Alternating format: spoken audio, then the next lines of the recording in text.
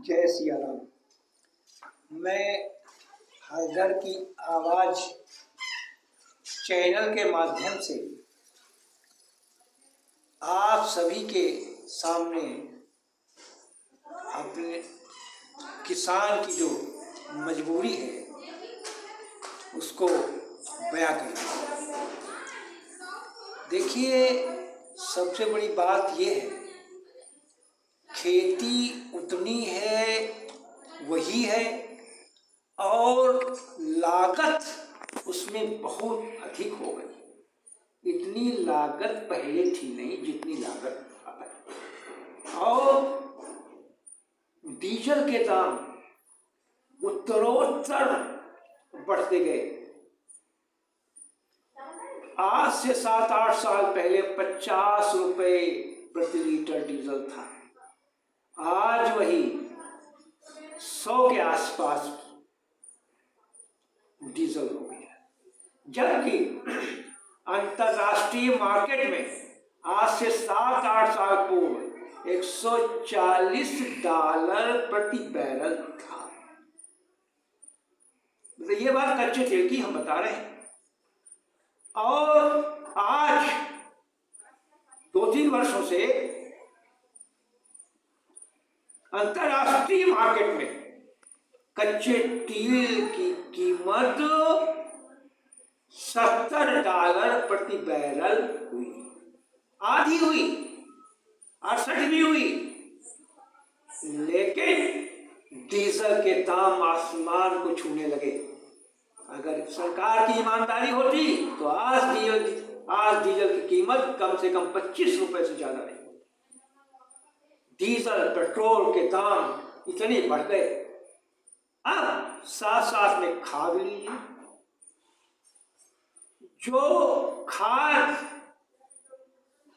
50 kilo की बोरी आती थी यूरिया, वो 45 किलो की रह गई। अब देखिए, अगर भाव नहीं बढ़ा है तो 45 किलो कर दिया।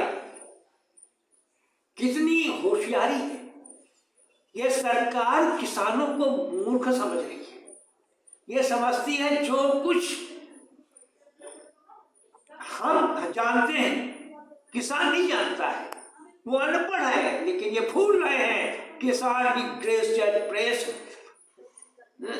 पोस्ट ग्रेजुएट, अर्थशास्त्री, इंजीनियर, डॉक्टर किसान भी है। पढ़े लिखे लोग खेती कर रहे हैं, लेकिन सरकार उनको मूर्ख समझ रही है, क्योंकि वो समझती है जो हम कर रहे हैं वो कोई जानता ही नहीं। अब देखिए, अब डीजल के दाम एकदम से बढ़े तो हम आज की बात बता रहे हैं। गन्ने की छुलाई 40 रुपए प्रति क्विंटल। अब सोचिए, ढुलाई भी 100 रुपए एक ट्रॉली के ऊपर अधिक हो गए। और उलझाई जबकि मिल वहन करता है, लेकिन फिर भी सेंटर के ऊपर उलझाई लेते हैं। और पिछले वर्ष 60 थी, अब की 80 हो गई होगी, बड़ी होगी।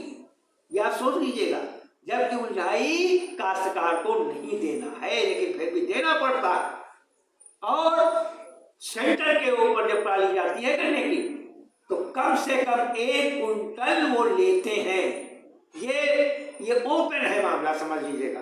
1 कुंटल लेंगे ही जरूर। मतलब घाट देखियो, घाट तोली जाती है और सभी जानते हैं, लेकिन कोई देखिए विरोध नहीं करता और कुछ इसको कोई देखने वाला नहीं। ये किसान इतना मजबूर है।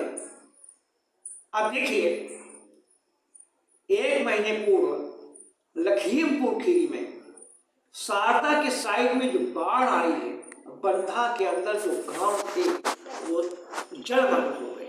जो फसल थी, धान गन्ना, बिल्कुल समझिए नष्ट हो गए, कुछ रहा ही नहीं। अब बताइए, वो लोग खाएंगे क्या? कैसे अपने बच्चों को पढ़ाएंगे? कैसे फीस देंगे? दवा की भी जरूरत पड़ती है और दिन प्रतिदिन खर्चे होते हैं, क्या हो? आप देखिए इसको, लेकिन कोई देखने वाला नहीं। मैं परसों एक वीडियो जो है देख रहा था, उसमें एक बोल रहे थे कि एमएसपी का यदि कानूनी जामा बन जाता है तो देश को आर्थिक हानि होगी। वाह, कितना बड़ा अर्थशास्त्री है, हम उसको मूर्ख कहेंगे। मतलब कहने का ये है, किसान की अगर एमएसपी कानून बन जाए तो देश को हानि उठानी पड़ेगी, आर्थिक हानि होगी। वाह रे अर्थशास्त्र। और दवाइयों के ऊपर लेगी, 10 रुपए का जो सिरप है उसके ऊपर 100 रुपए होता है मूल्य। 100 रुपए, 10-20 रुपए का सिरप 100 रुपए 120 रुपए मिलता है, और इसको कोई देखने वाला नहीं। मतलब जेब उनकी बढ़ती रहे, बिजनेसमैन की, बड़े बड़े लोगों की जो जेब बढ़ती रहे, और किसान भूख मरता है। खेतिहर किसान की वो हालत है, इतनी लागत हो गई है कि उसका खर्च निकलना मुश्किल है। एक खोमचा जो मूंगफली बेचता है, जो देखिए चाट बेचता है, उसकी भी 1500-1500 रुपए आमदनी रोज होती है, और वो बच्चों को पढ़ा सकता है, वो बच्चों को सेब अंगूर समझिए खिला सकता है, लेकिन किसान की औकात नहीं है कि बच्चों के लिए सेब खिला सके। किसान वही बच्चों को, मतलब ये सब जो है दे पाते हैं जो सर्विस में, लेकिन केवल यदि खेती है तो ये कुछ नहीं कर सकता है। सीधे साधे ढंग से उसका जो है जीवन यापन होता है। ये तो हालत है इस देश की, समझे ईशान को। और केंद्र सरकार कहती थी कि दूनी आमदनी करेंगे, दूनी आधी नहीं रह गई। हमारी सरकार, केंद्र सरकार, मोदी जी जो बोलते हैं उसके हमेशा उल्टा होता है। बताइए, बड़ा अफसोस की बात है। आमदनी हमारी जो है दूनी हो रही, क्योंकि मैं किसान हूं, इसलिए अपनी जो है दर्द जो है बयां कर रहा हूं।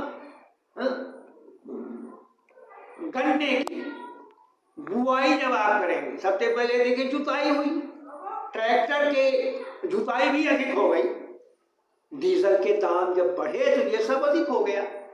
फिर बुआई हुई, फिर उसमें देखिए दवाइयां पड़ी, अब देखिए दवाइयां स्टॉक हो गई, चाहे वो कामयाब हो दवाइयां चाहे न हो, इसमें भी देखिए ठगा जा रहा है।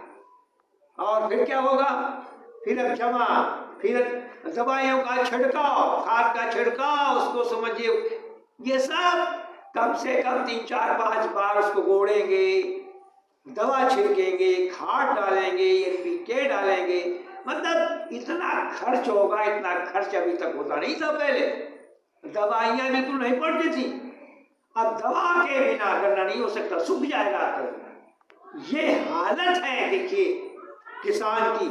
और बिक्री इस समय प्रेजेंट टाइम की बात हम कर रहे हैं कि कोल्हू क्रेशर वाले गन्ना 220 रुपए प्रति क्विंटल खरीद रहे हैं, जबकि लागत नहीं आएगी। किसान जो है मजबूर है। क्यों मजबूर है?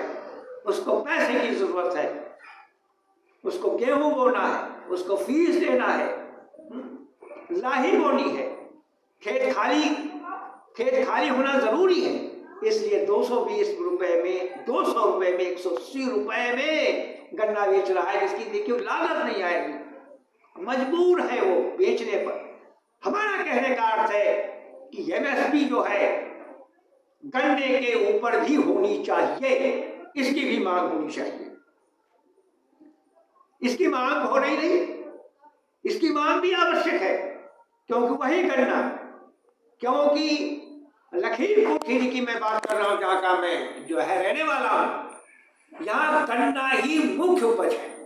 और गन्ने की आप जोड़िए लागत और उसकी बिक्री, तो एमएसपी होनी चाहिए। उसके नीचे जो गन्ने का भाव हो, उसके नीचे कोल्हू वाले, क्रेशर वाले खरीद जो है नहीं सकते, ऐसा होना चाहिए। लेकिन नहीं, आजाद हो नगरी गड़ा गुप्पु राजा। ये तो सरकार अंधी है।